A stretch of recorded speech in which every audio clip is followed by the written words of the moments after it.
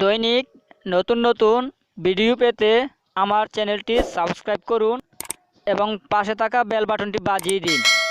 আজ আমি আপনাদেরকে দেখাবো কিভাবে মোবাইলের ডাটা চেঞ্জ করতে হয়, কিভাবে মোবাইলের ডাটা পরিবর্তন করতে হয়। আমাকে বন্ধুরা অনেকেই কমেন্ট করে, অনেকেই মেসেজ করে যে ভাই একটা ভিডিও টিউটোরিয়াল তৈরি করে দিন যে কিভাবে আমার মোবাইলের ডাটা পরিবর্তন করব। তো বন্ধুরা এখন কথা না বাড়িয়ে আমি একটি কাজ দেখাবো আপনাদেরকে। তো বন্ধুরা এখন আমি আপনাদেরকে দেখাবো কিভাবে মোবাইলের ডাটা পরিবর্তন করতে হয়। কিভাবে আপনার মনে করেন আমার মোবাইলে দুইটা সিম লাগানো থাকে, হয়তো ধরেন গ্রামীণ বা বাংলা লিঙ্ক অথবা রবি। তো যে কোনো দুইটা সিমই লাগানো থাকে।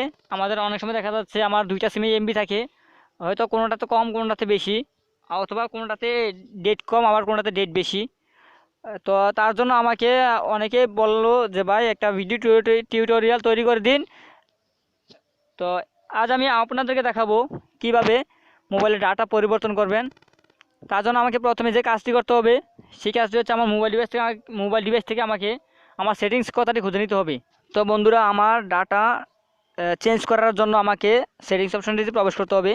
এই যে দেখেন আমি সেটিংসে ক্লিক করলাম। সেটিংসে ক্লিক করার পর এখানে আছে ডুয়াল কার্ড ম্যানেজমেন্ট। এখানে দেখতে পাচ্ছেন ডুয়াল কার্ড ম্যানেজমেন্ট, এটাতে আমরা ক্লিক করব। তাই আমি এটাতে ক্লিক করলাম। এই দেখতে পাচ্ছেন এটাতে ক্লিক করলাম।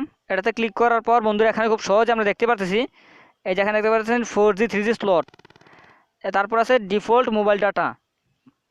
বন্ধুরা খুব সহজে আপনারা এখানে দেখতে পাচ্ছেন।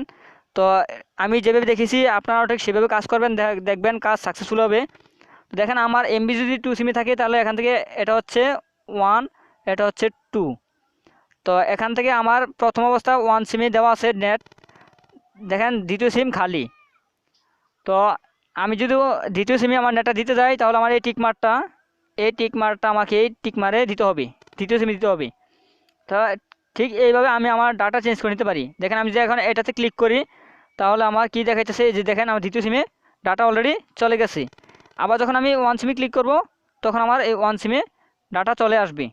তো আমি ঠিক যেভাবে দেখিয়েছি আপনারাও ঠিক সেভাবে কাজ করবেন, তাহলে খুব সহজে ডাটা পরিবর্তন করে নিতে পারবেন। তো বন্ধুরা আমি এই হচ্ছে আমার কাজের শেষ, কীভাবে সিমের ডাটা চেঞ্জ করে নেবেন। এই বলে আমি বিদায় নিচ্ছি। খুদা হাফেজ।